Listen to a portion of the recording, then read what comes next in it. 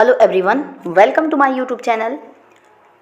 आज हम लेकर आए हैं यूथ बुक से साइंस महारिवीजन बैच, जिसमें हम आरआरबी ग्रुप डी को टारगेट में लेते हुए चल रहे हैं। इसमें हम साइंस के एक एक टॉपिक से 50+ एमसीक्यू क्वेश्चन को देखने वाले हैं और एक दिन में एक टॉपिक हम लोग कवर करने वाले हैं। तो चलिए देर नहीं करते हैं, हम क्वेश्चन की तरफ बढ़ते हैं और आपको बताते चले कि जो भी हम ये देखने वाले हैं टॉपिक, ये हमारा यूथ कंपटीशन टाइम्स के द्वारा इसका प्रकाशन किया गया है और ये प्रीवियस ईयर के जितने भी क्वेश्चन करवाए गए हैं, ये सभी क्वेश्चन को हम इसमें देखने वाले हैं पिछले 10 वर्षों के पेपर को। तो चलिए आइए क्वेश्चन की तरफ हम बढ़ते हैं। इसमें सिर्फ हम साइंस को टारगेट में लेते हुए चल रहे हैं और ये ग्रुप डी के साथ साथ railway LP, railway NTPC, RPF constable, बाकी सभी रेलवे एग्जामों के लिए रामबाण साबित होने जा रहा है। तो चलिए क्वेश्चन की तरफ अब हम बढ़ते हैं। क्वेश्चन हमारा दिया है कि हृदय की मांसपेशियां लयबद्ध रूप से संकुचित और शिथिल होती हैं। इस लयबद्ध संकुचन और उसके बाद होने वाले शिथिलन विश्रांति को मिलाकर हृदय का एक स्पंद यानी कि हार्ट बीट कहा जाता है। हृदय स्पंदनों को मापने के लिए किस यंत्र का उपयोग किया जाता है? तो देखिए, हृदय के स्पंदनों को मापने के लिए हम स्टेथोस्कोप का प्रयोग करते हैं, यानी कि ऑप्शन नंबर डी हमारा इसमें राइट आंसर हो जाएगा। नेक्स्ट क्वेश्चन हमारा आगे दिया हुआ है कि लेंस की क्षमता का एसआई मात्रक क्या है? तो देखिए, लेंस की क्षमता का जो एसआई मात्रक होता है वो हमारा डायोप्टर होता है। वही बात कर लेते हैं। तो लेंस की क्षमता का जो एसआई मात्रक डायोप्टर होता है, इसे हम डी अक्षर से दर्शाते हैं। ये इंपॉर्टेंट है कि इसे हम डी अक्षर से दर्शाते हैं। यदि फोकस दूरी f को मीटर में व्यक्त किया जाता है, तब हम शक्ति को डायोप्टर में व्यक्त किया जा सकता है। नेक्स्ट क्वेश्चन की तरफ बढ़ते हैं। अगला क्वेश्चन दिया है कि आवर्धन की इकाई क्या होती है, यानी कि आवर्धन का यूनिट पूछ रहा है। तो देखिए, आवर्धन का जो यूनिट होता है इसकी कोई इकाई नहीं होती है। तो ऑप्शन नंबर इसमें हमारा सी और राइट आंसर हो जाएगा। और देखिए, इसकी कोई भी इकाई यानी कि यूनिट क्यों नहीं होती है? क्योंकि आवर्धन दो समान इकाइयों का अनुपात होता है, तो मीटर अपॉन में मीटर कट जाएगा, तो इसलिए उसका नो यूनिट बोलेंगे उसको, यानी कि कोई भी उसकी इकाई नहीं होती है। नेक्स्ट क्वेश्चन दिया है कि इकाई वॉट को डैश के रूप में व्यक्त किया जा सकता है। तो देखिए, इसमें सी हमारा करेक्ट हो जाएगा, यानी कि इकाई वॉट को हम 1 वॉट बराबर 1 वोल्ट गुणित 1 एम्पियर कहते हैं। ऑप्शन नंबर सी हमारा इसमें राइट आंसर है। नेक्स्ट क्वेश्चन हमारा आगे दिया हुआ है, प्रतिरोधकता की एसआई इकाई क्या होती है? तो देखिए, प्रतिरोधकता की एसआई इकाई हमारी ओम मीटर होती है। तो ऑप्शन नंबर सी हमारा इसमें राइट आंसर हो जाएगा। वही बात कर लेते हैं आगे इसमें। देखिए, तो प्रतिरोधकता की एसआई इकाई ओम मीटर है। किसी पदार्थ द्वारा उसमें से प्रवाहित की जाने वाली विद्युत धारा को अवरुद्ध करने की क्षमता को उस पदार्थ की प्रतिरोधकता कहते हैं। अच्छे सुचालक की प्रतिरोधकता कम तथा अच्छे कुचालकों की प्रतिरोधकता अधिक होती है। देखिए, इसमें बोला जा रहा है कि जो अच्छे सुचालक होते हैं उसकी जो रेसिस्टिविटी होती है यानी कि प्रतिरोधकता क्या होती है? तो कम होती है। वही बात कर लें, अच्छे जो कुचालक होते हैं उनकी जो प्रतिरोधकता होती है वो अधिक होती है। आइए अगले प्रश्न की तरफ हम बढ़ते हैं। अगला प्रश्न यह है कि प्रतिरोध की एसआई इकाई ये किसके बराबर होती है? तो देखिए, जो प्रतिरोध होता है उसकी एसआई यूनिट किसके बराबर होती है? तो वोल्ट पर एम्पियर होती है। ऑप्शन नंबर डी हमारा इसमें राइट आंसर हो जाएगा। नेक्स्ट क्वेश्चन देखते हैं। अगला हमारा क्वेश्चन है कि किस भौतिक राशि का मात्रक वोल्ट पर एम्पियर होता है? तो देखिए, प्रतिरोध का जो मात्रक होता है वो हमारा वोल्ट पर एम्पियर होता है। तो ऑप्शन नंबर ए हमारा इसमें राइट आंसर हो जाएगा। इसके बारे में कुछ देखिए, इंपॉर्टेंट दिया हुआ है कि किसी चालक के सिरों पर लगाया गया विभवांतर तथा उसमें प्रवाहित धारा के अनुपात को उस चालक का हम प्रतिरोध कहते हैं। और प्रतिरोध को परिभाषित हम कैसे करते हैं? तो R = V अपॉन में I।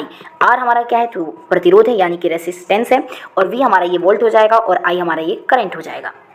नेक्स्ट क्वेश्चन हमारा दिया है कि विस्थापन की एसआई यूनिट क्या होती है, यानी कि एसआई इकाई क्या? तो ऑप्शन नंबर ए हमारा इसमें करेक्ट हो जाएगा, यानी कि विस्थापन की एसआई यूनिट हमारी मीटर होती है।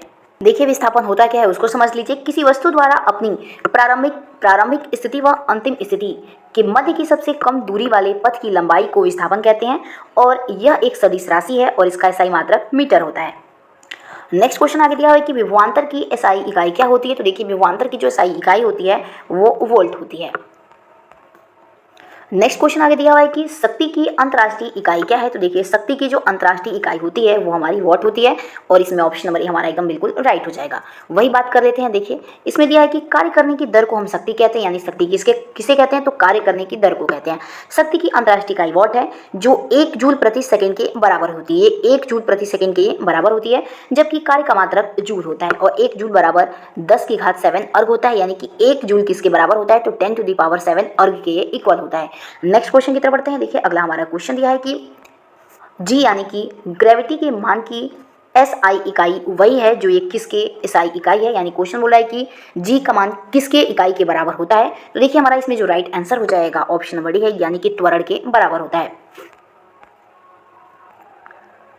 तो देखिए आगे यहाँ पे दिया हुआ है कि गुरुत्वीय त्वरण जी और त्वरण का SI जो यूनिट होता है वो मीटर प्रति सेकंड स्क्वायर होता है, और गुरुत्वीय त्वरण जी का जो संख्यात्मक मान होता है वो कितना होता है, तो 9.8 मीटर प्रति सेकंड स्क्वायर होता है। ठीक है, और इन दोनों यानी कि त्वरण और गुरुत्वीय त्वरण इन दोनों का ही जो यूनिट होता है वो इक्वल होता है, यानी कि मीटर प्रति सेकंड स्क्वायर होता है। इसीलिए इन दोनों का मान क्या दिया है, मात्रक इक्वल दिया है। नेक्स्ट क्वेश्चन देखते हैं। नेक्स्ट क्वेश्चन है कि न्यूटन मीटर स्क्वायर केजी पर स्क्वायर की SI इकाई किसकी ये होती है। तो देखिए हमारा राइट आंसर डी हो जाएगा, ये गुरुत्वाकर्षण के सार्वभौमिक नियतांक की इकाई होती है। ऑप्शन नंबर इसमें हमारा डी राइट आंसर हो जाएगा, यानी कि कैपिटल जी की ये वैल्यू है। और देख लीजिए जो कैपिटल जी होता है उसकी वैल्यू कितनी होती है, तो देखिए जिसका मान 6.67 गुटे 10 की घात 11 होता है, जो हेनरी कैवेंडिश द्वारा इसे दिया गया था, यानी कि जी का मान किसके द्वारा दिया गया था, तो हेनरी कैवेंडिश के द्वारा इसे दिया गया था। और इसका जो विमीय सूत्र होता है, यानी कि डायमेंशनल फॉर्मूला होता है, वो m⁻⁻1 l⁻³ और t⁻⁻2 होता है। तो इस देखिए इसमें ऑप्शन नंबर डी हमारा बिल्कुल सही था। आइए अगले प्रश्न की तरफ बढ़ते हैं। अगला हमारा क्वेश्चन दिया है कि भार की SI इकाई डैश की इकाई के बराबर होती है। तो देखिए ऑप्शन नंबर इसमें सी करेक्ट हो जाएगा, यानी कि जो भार का SI यूनिट होता है वो बल के SI यूनिट के बराबर होता है। तो ऑप्शन नंबर इसमें हमारा सी बिल्कुल करेक्ट आंसर हो जाएगा। भार और बल ये दोनों का ही जो SI यूनिट होता है, यानी कि SI इकाई, ये दोनों का यूनिट ही न्यूटन होता है। तो देखिए इसमें ऑप्शन नंबर सी बिल्कुल करेक्ट था। आइए अगले प्रश्न की तरफ बढ़ते हैं। अगला क्वेश्चन है चाल की अंतर्राष्ट्रीय SI यूनिट क्या होती है। तो देखिए चाल की जो अंतर्राष्ट्रीय SI इकाई होती है ये हमारी मीटर प्रति सेकंड होती है। तो ऑप्शन नंबर इसमें हमारा पहला करेक्ट आंसर हो जाएगा।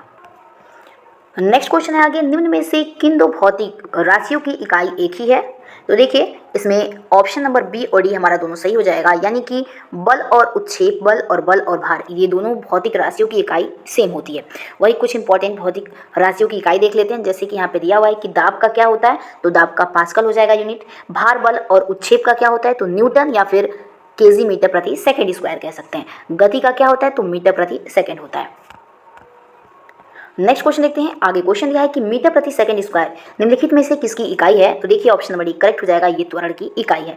अगला हमारा क्वेश्चन दिया है, क्वेश्चन आगे पूछ रहा है कि किसकी SI इकाई जूल प्रति सेकंड होती है। तो देखिए शक्ति की जो इकाई होती है वो जूल प्रति सेकंड होती है। तो ऑप्शन नंबर इसमें हमारा डी बिल्कुल करेक्ट आंसर हो जाएगा। वही बात करते हैं। तो देखिए कार्य करने की दर को शक्ति कहते हैं, कार्य करने की दर को हम शक्ति कहते हैं।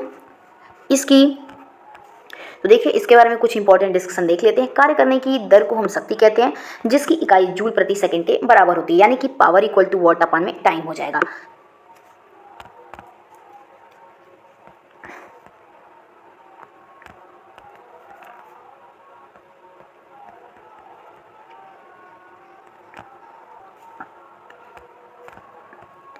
नेक्स्ट क्वेश्चन देखते हैं। आगे क्वेश्चन दिया है कि डैश SI इकाई एम्पियर किसकी है, यानी कि किसकी SI इकाई एम्पियर होती है। तो विद्युत धारा की जो SI यूनिट होती है वो हमारी एम्पियर होती है। तो ऑप्शन नंबर 1 करेक्ट हो जाएगा। नेक्स्ट क्वेश्चन आगे दिया है कि किसकी SI इकाई वोल्ट है। तो देखिए विभवांतर की जो SI इकाई होती है वो हमारी वोल्ट होती है। तो ऑप्शन नंबर डी एकदम करेक्ट आंसर हो जाएगा। आगे नेक्स्ट क्वेश्चन दिया हुआ है कूलाम किसकी SI इकाई होती है। तो देखिए कूलाम किसकी यूनिट होती है, तो करेक्ट आंसर इसमें डी हो जाएगा, यानी कि विद्युत आवेश का जो SI यूनिट होता है वो हमारा कूलाम होता है। नेक्स्ट क्वेश्चन आगे दिया हुआ है कि त्वरण की SI यूनिट क्या है। तो त्वरण यूनिट होती है, ऑप्शन नंबर इसमें सी करेक्ट हो जाएगा, यानी कि मीटर प्रति सेकंड स्क्वायर होती है। नेक्स्ट क्वेश्चन है आगे कि निम्नलिखित में से कौन सी तापमान की SI यूनिट होती है। तो देखिए तापमान की SI यूनिट हमारी केल्विन होती है। तो ऑप्शन नंबर इसमें हमारा डी बिल्कुल राइट आंसर हो जाएगा। आइए इसके बारे में कुछ इंपॉर्टेंट डिस्कशन देख लेते हैं। अंतर्राष्ट्रीय पद्धति में तापमान की इकाई केल्विन है। ताप का यह पैमाना लॉर्ड केल्विन द्वारा 1852 में दिया गया था, यानी कि तापमान का जो ये पैमाना है ये किसके द्वारा लाया गया था, तो केल्विन के द्वारा लाया गया था 1852 में। वही बात कर लेते हैं। तो इसके हिमांक की वैल्यू कितनी होती है, तो 273 केल्विन, और क्वथनांक की बात करें तो 373 केल्विन होती है। नेक्स्ट क्वेश्चन की तरफ बढ़ते हैं। अगला क्वेश्चन है कि न्यूटन पर मीटर स्क्वायर किसकी अंतर्राष्ट्रीय इकाई होती है। तो इसमें हमारा डी आंसर एकदम करेक्ट हो जाएगा, यानी कि न्यूटन पर मीटर स्क्वायर ये दाब की अंतर्राष्ट्रीय इकाई होती है। ऑप्शन नंबर डी हमारा इसमें बिल्कुल करेक्ट आंसर हो जाएगा। नेक्स्ट क्वेश्चन हमारा आगे दिया हुआ है कि दी गई भौतिक राशियों में से क्या सापेक्ष राशि नहीं है। तो ये हमारा बिल्कुल करेक्ट है, यानी कि समय हमारा सापेक्ष राशि नहीं है। ऑप्शन नंबर पहला हमारा इसमें करेक्ट हो जाएगा। नेक्स्ट क्वेश्चन आगे दिया है कि निम्न में से किस राशि के लिए मात्रक नहीं है, यानी किस राशि के लिए हम मात्रक नहीं होता है। तो करेक्ट आंसर हमारा सी है, यानी कि आपेक्षिक घनत्व का मात्रक नहीं होता है। वही कुछ इसमें इंपॉर्टेंट राशि और उनके मात्रक दिए हुए हैं, देखिए देख लेते हैं। पहला हमारा दिया है आपेक्षिक घनत्व। तो देखिए आपेक्षिक घनत्व का कोई मात्रक नहीं होता है। घनत्व की बात करें तो केजी पर मीटर क्यूब होता है, या फिर ग्राम पर सेमी क्यूब बोल सकते हैं। नेक्स्ट आगे दिया है बल। तो बल का न्यूटन या फिर केजी मीटर प्रति सेकंड स्क्वायर होता है। संवेग की बात करें तो किग्रा मीटर प्रति सेकंड होता है। नेक्स्ट क्वेश्चन की तरफ बढ़ते हैं। अगला क्वेश्चन है निम्नलिखित में से किस युग्म की राशियां, नेक्स्ट क्वेश्चन दिया है निम्नलिखित में से किस युग्म की इकाइयां समान होती हैं। तो देखिए हमारा करेक्ट आंसर डी हो जाएगा, यानी कि बल और दाब इन दोनों की जो यूनिट होती है वो समान नहीं होती है। ध्यान दीजिएगा, समान नहीं पूछा है तो इन दोनों की यूनिट समान नहीं होती है। तो ऑप्शन नंबर डी हमारा करेक्ट हो जाएगा। देखिए बल और दाब दोनों दिया हुआ है। बल और दाब की इकाइयां समान नहीं होती। बल का जो मात्रक न्यूटन हो जाएगा या फिर केजी मीटर प्रति सेकेंड स्क्वायर होता है, और दाब का जो एसआई मात्रक होता है वो न्यूटन पर मीटर स्क्वायर होता है। तो इसीलिए इन दोनों की हमारी यूनिट इक्वल नहीं होगी। तो ऑप्शन नंबर डी हमारा यहाँ पे बिल्कुल करेक्ट आंसर हो जाएगा। नेक्स्ट क्वेश्चन है आगे दिया है कि ओम मीटर किसकी इकाई है। तो देखिए ओम मीटर ये प्रतिरोधकता की इकाई होती है, यानी कि रेसिस्टिविटी की ये इकाई होती है। नेक्स्ट क्वेश्चन की तरफ बढ़ते हैं। अगला क्वेश्चन है कि मंदता की अंतर्राष्ट्रीय इकाई क्या है। तो देखिए मंदता की जो अंतर्राष्ट्रीय इकाई होती है, ऑप्शन नंबर डी हमारा इसमें करेक्ट हो जाएगा। मंदता की अंतर्राष्ट्रीय इकाई मीटर प्रति सेकंड स्क्वायर होती है। ऑप्शन नंबर इसमें हमारा डी बिल्कुल करेक्ट है। देखिए अगला क्वेश्चन यह है कि 1 पास्कल किसके बराबर होता है। देखिए 1 पास्कल बराबर 1 न्यूटन मीटर स्क्वायर होता है। तो ऑप्शन नंबर हमारा पहला इसमें करेक्ट हो जाएगा। नेक्स्ट क्वेश्चन देखते हैं। अगला क्वेश्चन है कि 1 पास्कल किसके बराबर होता है। तो देखिए 1 पास्कल बराबर न्यूटन मीटर -2 के बराबर होता है। ऑप्शन नंबर पहला हमारा इसमें करेक्ट हो जाएगा। नेक्स्ट क्वेश्चन देखते हैं। अगला क्वेश्चन है विद्युत धारा की अंतर्राष्ट्रीय इकाई क्या होती है। तो देखिए जो विद्युत धारा की अंतर्राष्ट्रीय इकाई होती है वो हमारी एम्पियर होती है। ऑप्शन नंबर भी हमारा इसमें करेक्ट हो जाएगा। नेक्स्ट क्वेश्चन आगे हमारा दिया हुआ है कि ध्वनि की प्रबलता किस में मापी जा सकती है। तो देखिए ध्वनि की प्रबलता हम डेसिबल में मापते हैं। ऑप्शन नंबर सी इसमें एकदम बिल्कुल करेक्ट आंसर है। देखिए वही बात कर लेते हैं। जब ध्वनि तरंगों की आवृत्ति 20 हर्ट्ज से 20,000 हर्ट्ज के बीच होती है तब उसकी अनुभूति अपने कानों के द्वारा होती है, और इन्हें हम श्रव्य ध्वनि तरंगे कहते हैं। वायु में ध्वनि की चाल कितनी होती है। तो देखिए वायु में जो ध्वनि की चाल होती है 332 मीटर प्रति सेकेंड होती है। तो चलिए दोस्तों मिलते हैं अपने नेक्स्ट वीडियो के साथ। अगर वीडियो पसंद आए तो प्लीज़ इसे लाइक एंड सब्सक्राइब जरूर करें ताकि हमारा मनोबल बढ़ा रहे। तब तक के लिए आप अपना ध्यान रखिए। जय हिंद, जय भारत।